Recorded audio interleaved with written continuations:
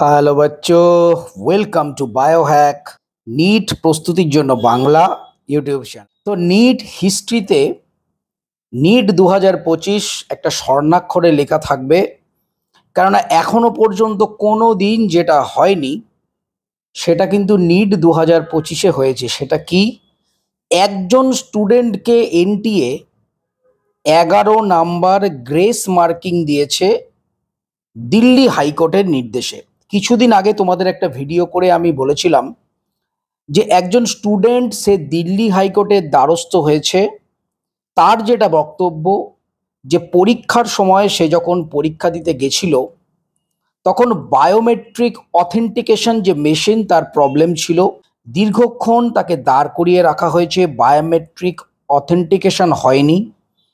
তারপর তাকে দিয়ে হিন্দি এবং ইংলিশে অ্যাপ্লিকেশন লেখানো হয়েছে এবং পরীক্ষা শুরুর 5 মিনিট আগে তাকে এক্সাম সেন্টারে ঢুকতে দেওয়া হয়েছে।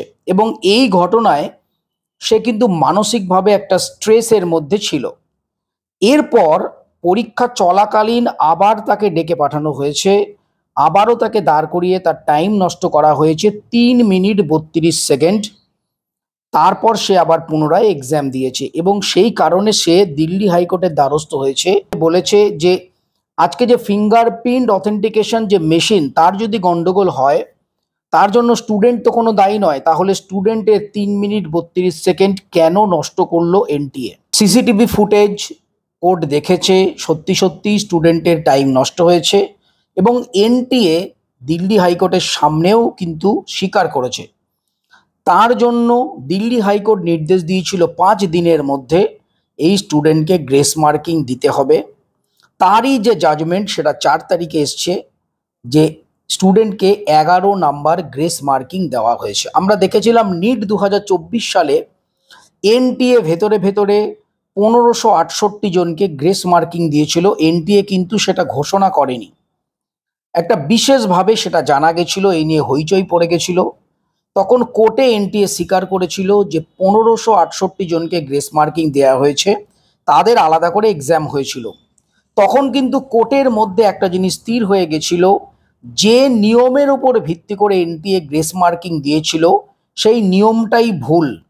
এর কারণ সেটা একটা রুল ছিল ইঞ্জিনিয়ারিং একটা এক্সামের ক্ষেত্রে, যেটা ওখানে বলাই ছিল ওই জাজমেন্টে, যে এটা কিন্তু কোনো মেডিকেল এক্সামের ক্ষেত্রে এটা কিন্তু প্রযোজ্য নয়। তা সত্ত্বেও সেই যে ভুল যে রুল সেটার উপর ভিত্তি করেই এনটিএ কিন্তু গ্রেস মার্কিং দিয়েছিল, যেটা খারিজ হয়ে গেছিল পরবর্তীকালে। কিন্তু এইবার এনটিএ যে 11 নম্বর গ্রেস মার্কিং দিল, কোন রুলের উপর ভিত্তি করে এনটিএ গ্রেস মার্কিং দিল সেটা কেউ জানে না। কিন্তু তখন কিন্তু কোর্টে প্রমাণ হয়ে গেছিল যে যে রুলটার উপর ভিত্তি করে এনটিএ 2024 সালে গ্রেস মার্কিং দিয়েছিল সেটা ঠিক নয়। তাহলে এনটিএ নতুন করে কি রুল ফরমেশন করলো করে 3 মিনিট 32 সেকেন্ড টাইম নষ্টের জন্য 11 নাম্বার গ্রেস দেয়া হলো? তো এই রুলটা কি, এটা কিন্তু আমাদের জানার খুব দরকার। মেডিকেলে এই ধরনের গ্রেস মার্কিং দেওয়ার প্রথা বা রুল এখনো অবধি নেই। এই যে স্টুডেন্টকে 11 নম্বর গ্রেস মার্কিং দেয়া হয়েছে দিল্লি হাইকোর্টের নির্দেশে, তাতে করে সেই স্টুডেন্টের আগের র্যাঙ্ক 24,986। 11 নম্বর গ্রেস মার্ক পেয়ে তার র্যাঙ্ক দাঁড়িয়েছে বর্তমানে 17,595.5। এবার অনেকে হয়তো বলে 0.5 কোত্থেকে এলো। যদি এই 0.5টা না দেয়া হতো তাহলে 95 এবং 96 এর মাঝে একে প্লেস করা যেত না, সেক্ষেত্রে নতুন করে রেজাল্ট বার করতে হতো প্রত্যেকে। সেই জন্য একটা 0.5 দিয়ে একে মাঝে ঢুকিয়ে দেওয়া হয়েছে। তাহলে দেখে নাও কতটা র্যাঙ্ক জাম্প হয়েছে। এই যে স্টুডেন্ট, সে স্টেট কোটায় আগে যে কলেজ পেত 25,000 র্যাঙ্কে, এখন 17,000 র্যাঙ্কে সে কিন্তু অনেক বেশি বেটার কলেজ পাবে। আর এই যে টাইম নষ্ট, এটা শুধু একজন স্টুডেন্টের তো হয়নি। আমরা প্রত্যেকেই জানি যে এবছর নিট 2025 সালে ইনভিজিলেটরটা সই করতে, টিপছাপ দিতে বিভিন্ন রকমভাবে প্রায় 20-25 মিনিট টাইম নষ্ট করেছে বিনা কারণে। তাদেরও তাহলে গ্রেস মার্কিং পাওয়া উচিত। দিল্লি হাইকোর্টের নির্দেশের পর গ্রেস মার্কিং পাওয়ার পর আরও কিছু স্টুডেন্ট কিন্তু এই জাজমেন্ট আসার পরেই দিল্লি হাইকোর্টের দ্বারস্থ হয়েছিল যে আমাদেরও সময় নষ্ট হয়েছে, আমাদেরও গ্রেস মার্কিং দিতে হবে। কিন্তু দিল্লি হাইকোর্ট ডিনাই করে দিয়েছে, বলেছে না, সবাইকে দেয়া যাবে না, তাহলে টোটাল রেজাল্টটাই চেঞ্জ হয়ে যাবে।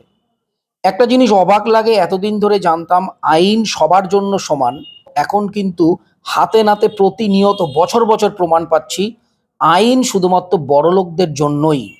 কেননা বড়লোক যাদের কাছে অনেক পয়সা আছে, তা না হলে তারা কখনোই কোর্টের সামনে, বিশেষ করে হাইকোর্ট সুপ্রিম কোর্টে যেতে পারবে না, তারা জাজমেন্টও পাবে না।